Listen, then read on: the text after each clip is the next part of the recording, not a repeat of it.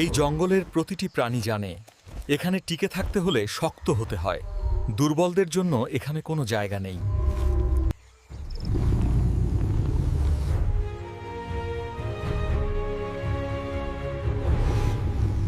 Simba শুধু রাজা নয়, সে জঙ্গলের শেষ আশ্রয়, শেষ ভরসা। শের খানের চোখে করুণা নেই, আছে শুধু শিকারীর ধৈর্য আর প্রতিশোধের আগুন। শত্রু হয়েও আজ ভাগ্য সিম্বা আর শের খানকে একই পথে এনে দাঁড় করিয়েছে।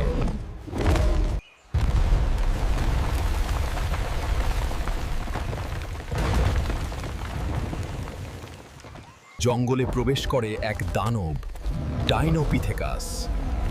অর্ধেক বানর, অর্ধেক মৃত্যুদূত।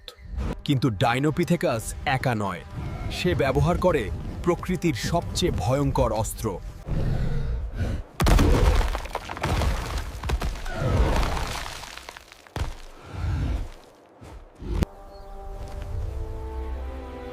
এই যুদ্ধ একা লড়া যাবে না।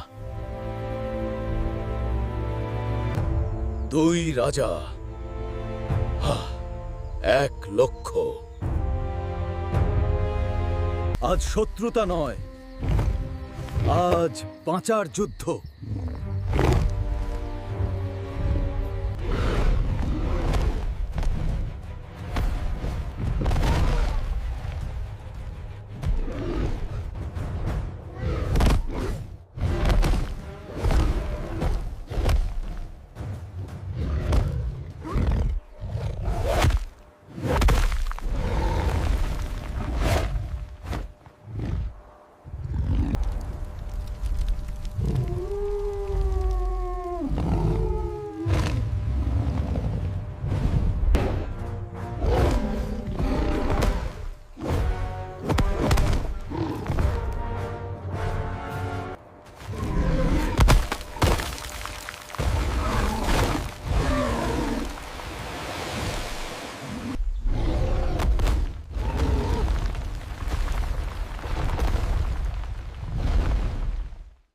কিংবদন্তি জন্ম নেয়, যে গল্প প্রজন্ম থেকে প্রজন্মে বলা হবে।